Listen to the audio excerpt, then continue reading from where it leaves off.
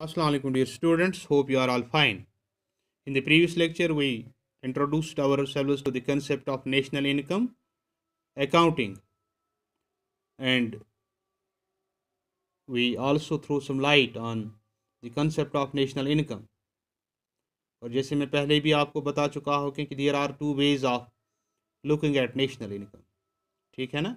One is in terms of factor cost and another is in terms of the market value और market price, ठीक है ना.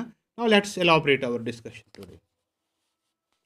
Going first to the definition of national income, as I told you in the previous lecture, जब हम national income को define करते हैं, we take is as the sum total of factor payments or simply factor incomes earned by all normal residents of a country during the period of 1 year. ठीक है ना. What are these factor payments?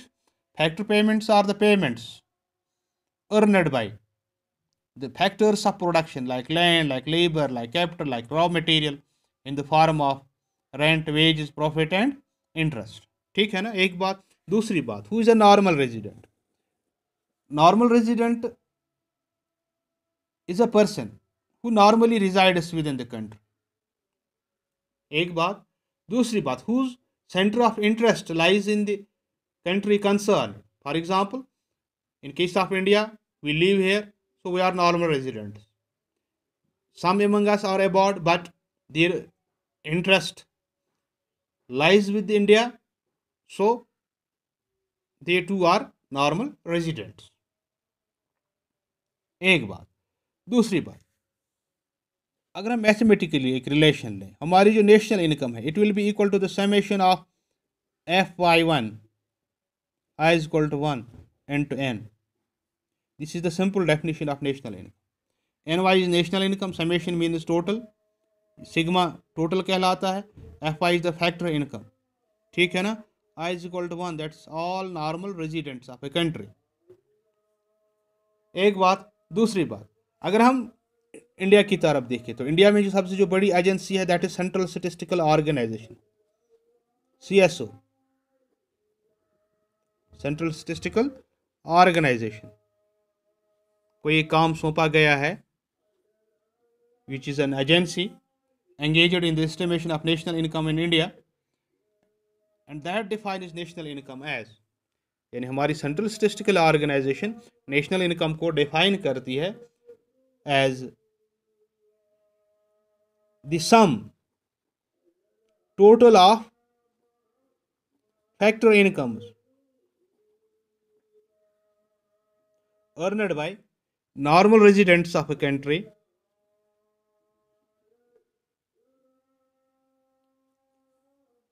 in the form of what they earn: wages, rent, interest and profit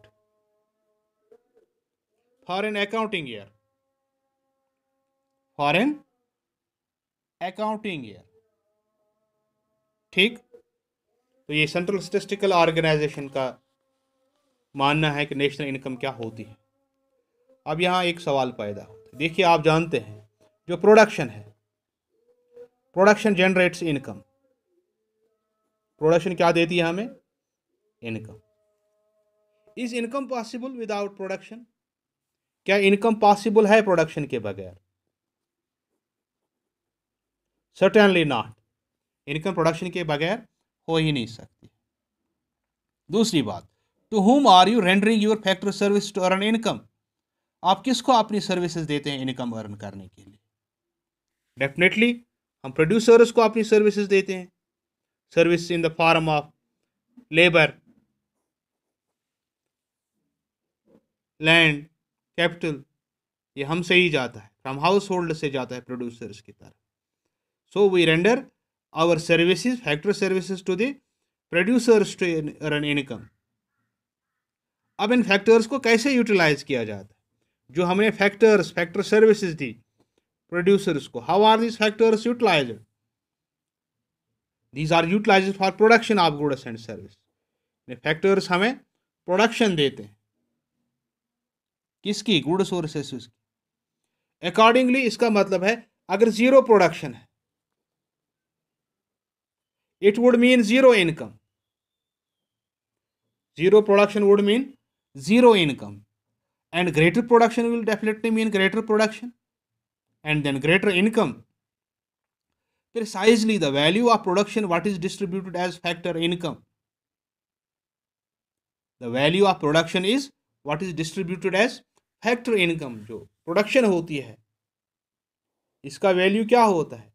जो हम distribute करते हैं in the form of rent, wage, interest, and finally जो बचता है that goes to the producer as profit. ठीक, तो अगर हम यहां देखें तो इस नेशनल इनकम को हम डिफाइन कर सकते हैं in terms of national product. National income can also be defined in terms of national product और the market value of goods and services produced during the period of 1 year. The market value of what? Market value of goods and market value of services. ठीक है ना?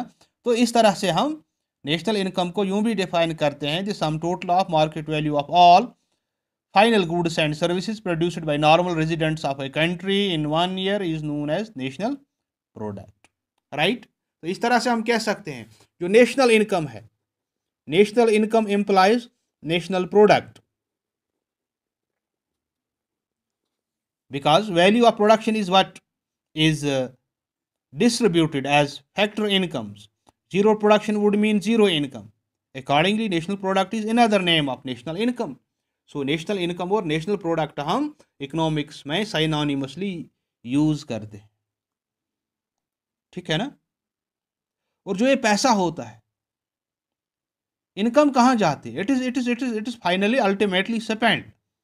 All income is ultimately spent. किस पे खर्च करते हैं हम? On the purchase of goods and services. तो अगर हम देखें यहाँ पे नेशनल इनकम जो हमारी है ये बराबर होगी नेशनल आउटपुट के, और नेशनल आउटपुट किसके बराबर होता है? National expenditure.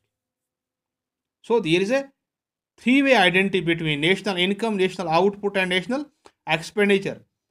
All national product is equal to national income is equal to national expenditure.